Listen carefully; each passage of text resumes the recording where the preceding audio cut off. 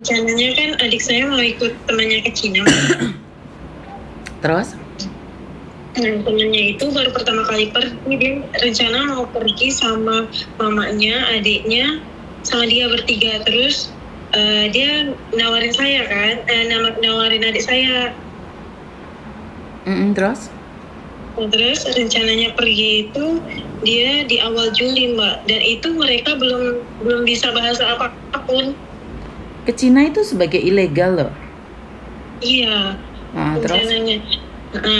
Terus tiket semuanya ditanggung, Mbak, termasuk visa. Terus kontraknya katanya 3 tahun. Sebelum pergi mereka katanya mau dibeliin tiket PP, tapi nanti bakalan mati gitu, Mbak, yang tiket pulangnya. Terus? Terus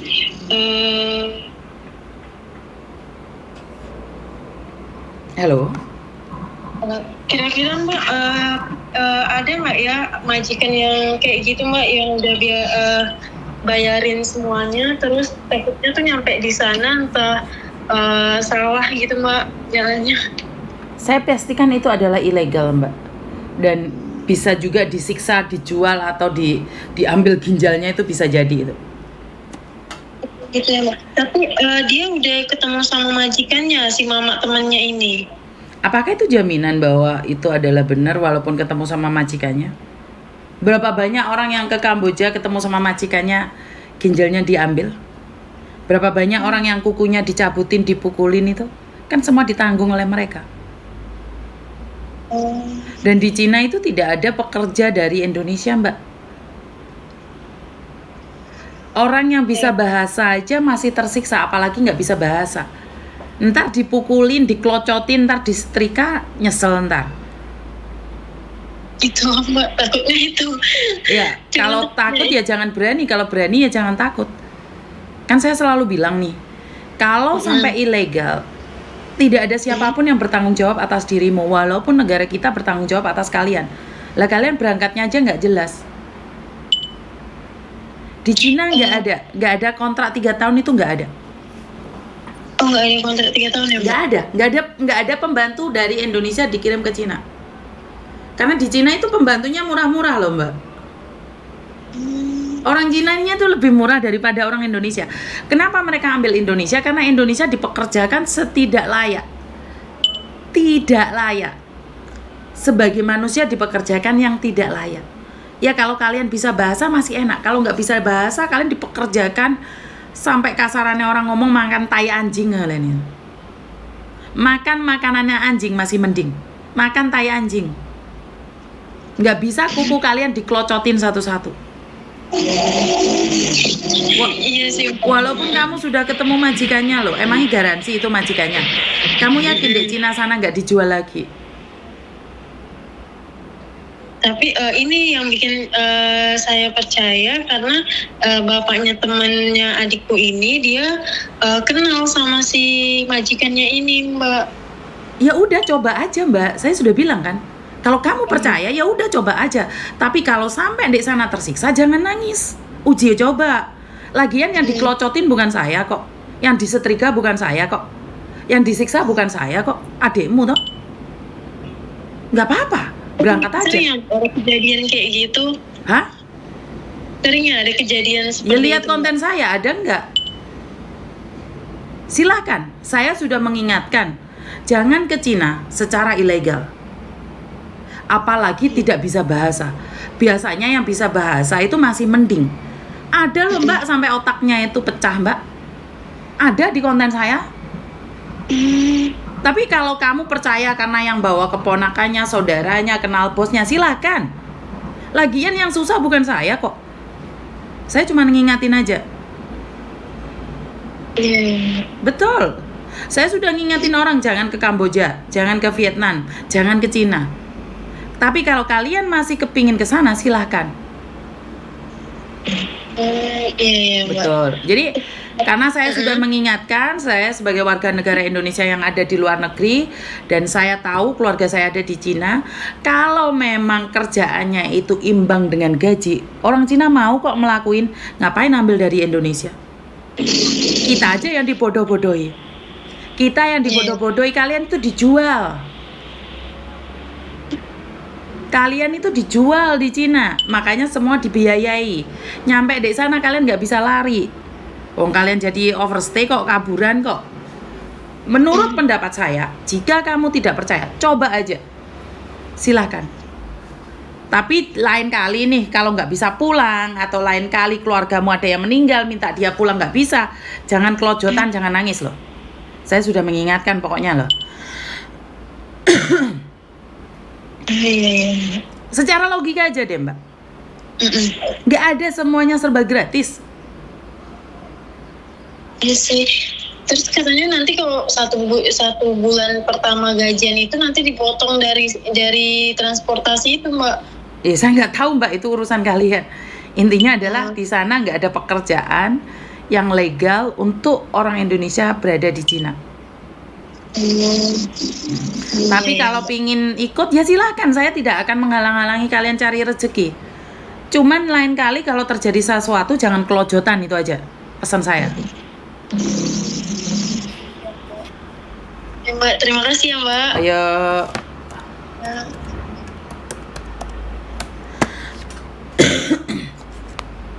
Oke teman-teman, inilah yang saya rasakan sangat aneh sekali ya. Perdagangan manusia, ya ini termasuk perdagangan manusia menurut pendapat saya. Ya terserah lah, bener nggak? Terserah wong yang disiksa kalian kok. Yang penting lain kali jangan kelojotan Mbak. Yang penting kalian tuh yang sampai dibuat makan babi itu, sampai dilempar di pegunungan itu ada kan? Kalian lihat konten saya kan?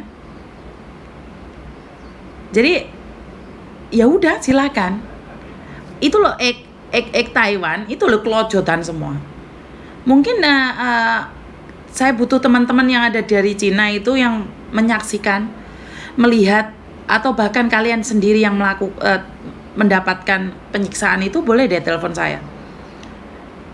Jadi nggak ada di Cina itu secara legal Mbak. Ya. Jadi sekali lagi kalau kalian masih ngengkel ya silahkan. Kalau kalian pingin uji nyali ya silahkan. Lagian bukan keluarga saya kok. Kalaupun keluarga saya, adik saya, keponakan saya ngengkel ya saya persilahkan. Engkau jarene wedi kono apa itu? Kono iri karena saudaranya pingin kaya nggak diizinkan. Enggak, budal lo. Saya cuma pingin bilang, yang legal aja tuntutannya sangat berat sekali, apalagi ilegal. Masih ingat ada teman kita yang jatuh dari lantai 3? Itu aja resmi kelojotan, dibuang sama majikan. Hampir-hampir agent tidak mau tanggung jawab juga. Dengan cara apa? Kenapa saya bilang agent tidak mau tanggung jawab? Karena anak posisi jatuh masih disuruh ngebrik. Jadi sekali lagi silakan saya. Kalian mau uji nyali, mau nyoba silakan. Saya secara pribadi sudah nggak ngurus pekerja ilegal. Wes yang penting tak elengno. Yang penting ojo sampai nangis. Karena kalau memang sesuatu itu nggak bisa bahasa kerja di luar negeri, lega diwantemin dasmu karo panci mbek majikane. Kowe dikongkon jukuk buah, dijukukno lading. Dikongkon jukuk chopstick, dikongkon dandang. Ya jelas wong gak iso bahasa. Iya, kalau suami saya datang ke Indonesia gak bisa bahasa, masih gak apa-apa. Dia bukan bekerja karena main. Lah kita ke luar negeri kerja, kita gak bisa apa-apa. Keplak dasmu. Ya, kita secara logika aja deh Mbak. Benar nggak? Kok yo aneh kerja ke luar negeri tidak ada bahasa, karena kenal majikannya, karena kenal yang bawa, terus kalian percaya? Sudah yakin? Giliran ada masalah mereka tanggung jawab.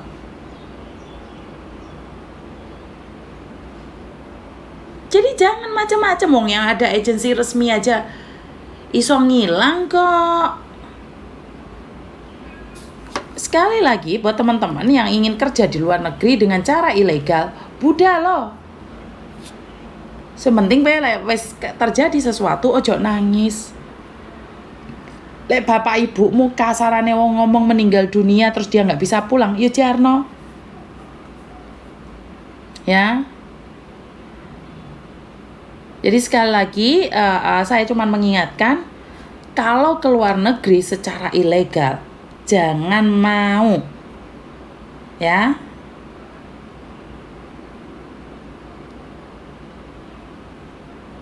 Jadi sekali lagi, kalau kalian tujuannya hanya dibuat pelampiasan ke luar negeri atau apapun, jangan ya. Sekali lagi, jangan sampai kalian jatuh ke tangan sindikat. Saya tahu kalian butuh uang, saya tahu kalian butuh pendapatan, tapi kalian harus tahu, kerja di luar negeri secara ilegal, kita akan binasa, kita akan hancur. Jadi sekali lagi buat mbak-mbaknya yang bekerja ingin secara baik-baik, sebaiknya jangan dilakukan itu. Halo, assalamualaikum. Waalaikumsalam. Miss, Kenapa mbak? ini kan gini kan Miss,